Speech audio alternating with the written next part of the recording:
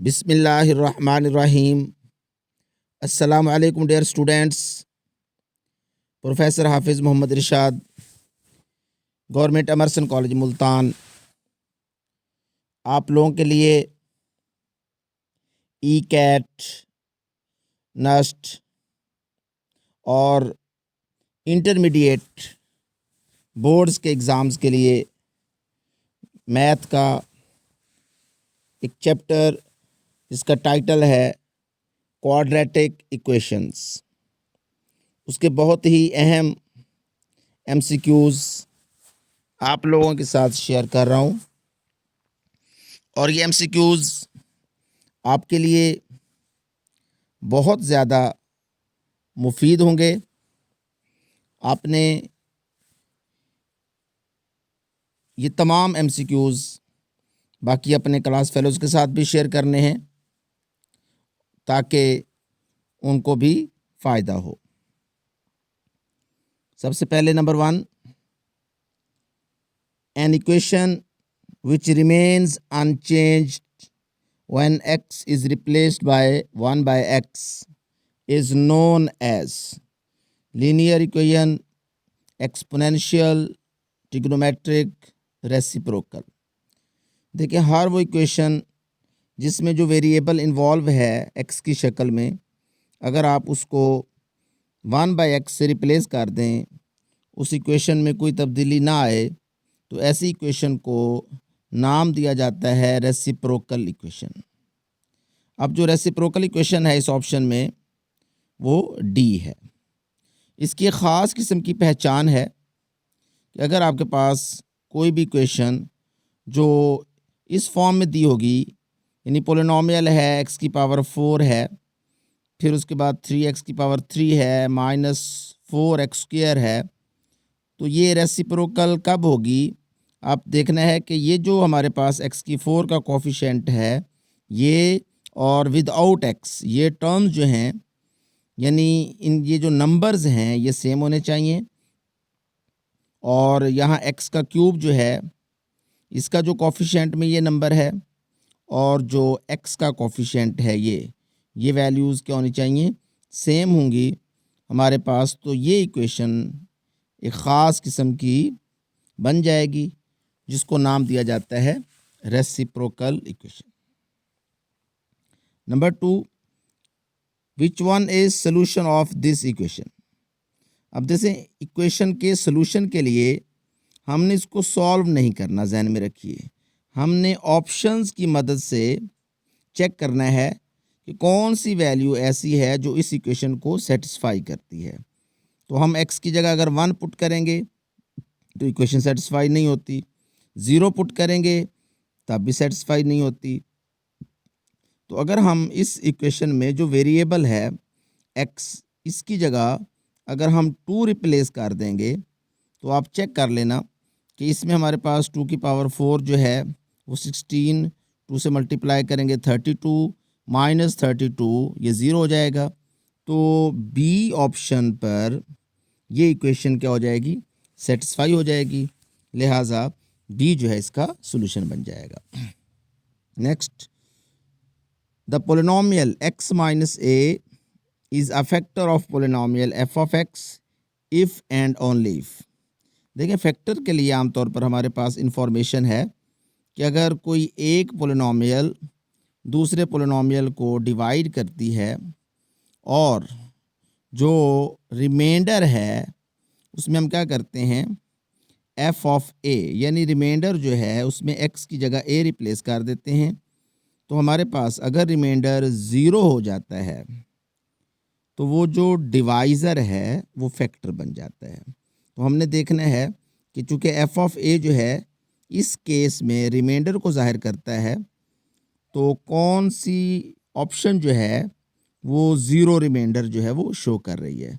तो इसमें जो सी ऑप्शन है, इसमें चूँकि रिमाइंडर जो है वो 0 आ गया है, और हमने पढ़ा हुआ है रिमाइंडर थ्योरम की मदद से जब भी कोई डिवाइज़र 0 की शक्ल में रिमाइंडर जो है वो प्रोवाइड करे, तो हम ऐसे डिवाइज़र को क्या नाम देते हैं? फैक्टर का नाम देते हैं। तो यहाँ x माइनस a जो है वो फैक्टर बन जाता है। Question number 4. The condition that one root of this quadratic equation is additive inverse of other is.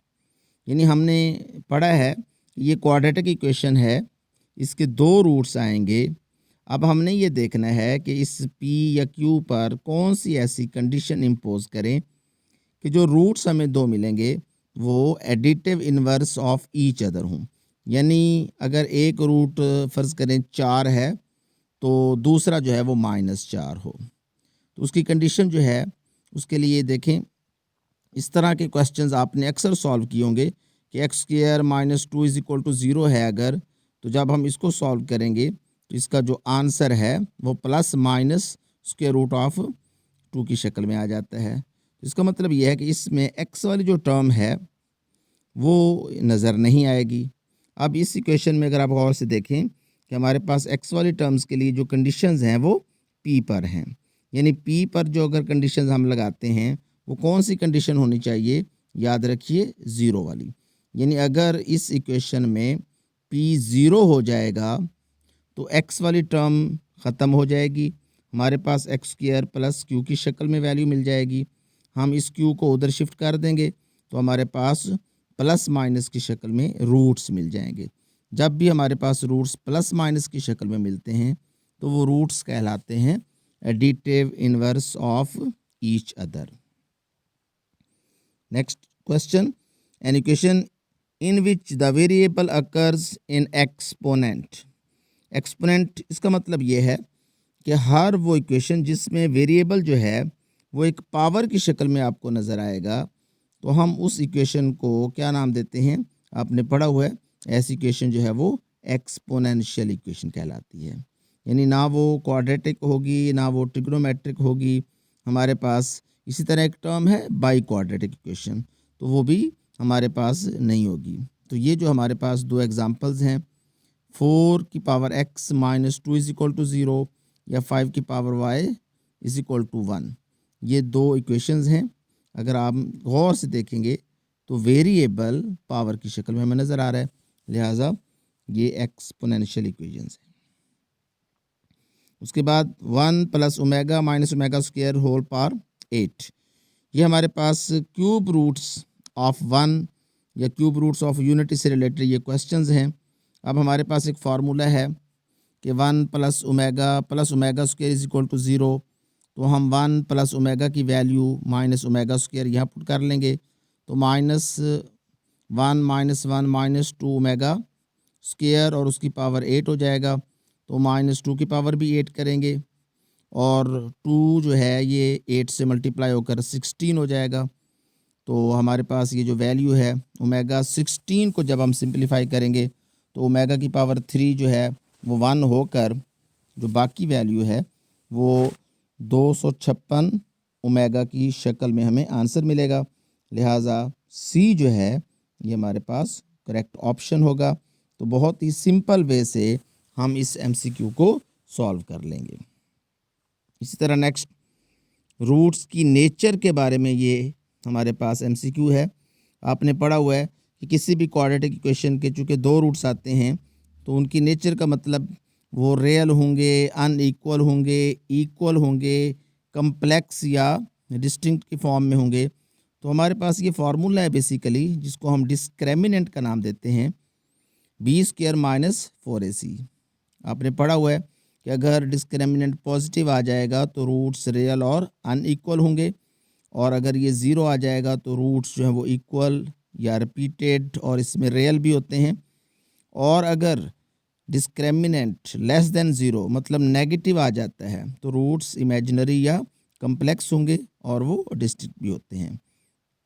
और इसमें एक और ऑप्शन भी है कि अगर डिस्क्रिमिनेंट जो है वो परफेक्ट स्क्वायर आ जाता है तो रूट्स जो हैं वो रैशनल बन जाते हैं। तो यहाँ चूँकि इक्वल या रिपीटेड की बात हो रही है तो discriminant b² - 4ac must be 0। So C is the correct option. Next question, which one quadratic equation has 2 and minus its roots? अब देखें इस क्वेश्चन को हमने अगर चेक करना है तो इसके दो वे हैं। एक तो ये है कि हम 2 और -3 जो है इन इक्वेशंस में पुट कर लें। जो इक्वेशन इन रूट्स को सेटिस्फाई करेगी वो हमारे पास रिक्वायर्ड आंसर होगी। यानी हम x की जगह 2 पुट करें और x की जगह -3 पुट करें, वो भी चेक कर लेंगे। दूसरा हमारे पास है फॉर्मेशन ऑफ क्वाड्रेटिक इक्वेशन। यानी अगर आपको रूट्स दिए हुए हों तो हम क्या करेंगे, उन रूट्स का सम निकाल लेंगे, उनका प्रोडक्ट भी निकाल लेंगे और फिर इस फार्मूले में पुट कर देंगे। फार्मूला आपने पढ़ा हुआ है x² minus SX plus P is equal to 0। P का मतलब यहाँ प्रोडक्ट ऑफ रूट्स होगा, सम S। तो यहाँ पर हमारे पास दोनों वे में हम चेक करेंगे कि ये जो B है ये हमारे पास करेक्ट ऑप्शन बन जाएगा और जो बाकी हैं वो सारे रॉन्ग हैं। इस तरह का अगर कोई और भी क्वेश्चन बनता है तो जहन में रखिए, रूट्स की बात हो, सॉल्यूशन की बात हो, तो उसके लिए आप ज़्यादा बेस्ट वे यही है कि आपके पास जो वैल्यूज़ दी हैं वो उस इक्वेशन में पुट करके चेक कर लें वो इक्वेशन को सेटिस्फाई कर रहे हैं कि नहीं। Next question number 9, the positive number whose sum with its square gives 380 is. यानी इसमें हमने वो पॉजिटिव नंबर फाइंड आउट करना है कि अगर हम उसके स्क्वायर में उसी को ऐड करें तो आंसर जो है वो 380 है। तो अब इसको हम इक्वेशन बनाकर भी सॉल्व कर सकते थे, लेकिन चूंकि MCQ में हमने ऑप्शंस की मदद से देखना है तो हमने देखना है, पहली बात पॉजिटिव दिया हुआ है तो A और C दोनों नेगेटिव हैं, ये रिजेक्ट हो जाएंगे। अब B पे अगर गौर करते हैं तो इसका स्क्वायर जो है वो तो 400 हो जाएगा, तो इसका मतलब ये है कि ये भी ऑप्शन नहीं होगा। तो हमारे पास जो D है, अगर हम 19 में 19 का स्क्वायर ऐड करते हैं तो ये 380 मिलता है। इसलिए बहुत सिंपल सा MCQ है जो कि हमारे पास आसानी से हल हो जाएगा। इसी तरह next, the product of all fourth roots of unity.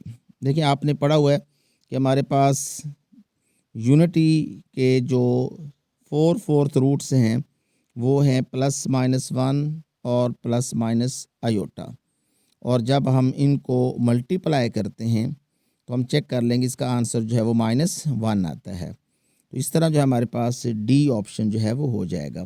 लेकिन इसके बारे में कुछ और इन्फॉर्मेशंस भी आपसे शेयर कर लूँ कि अगर हम इन सारों को ऐड करते हैं तो ऐड करने से आंसर जो है वो 0 आएगा। इसमें 2 जो हैं वो रियल रूट्स होते हैं और 2 जो हैं वो कॉम्प्लेक्स रूट्स होंगे। इस तरह ये 4 रूट्स जो हैं इसके आते हैं।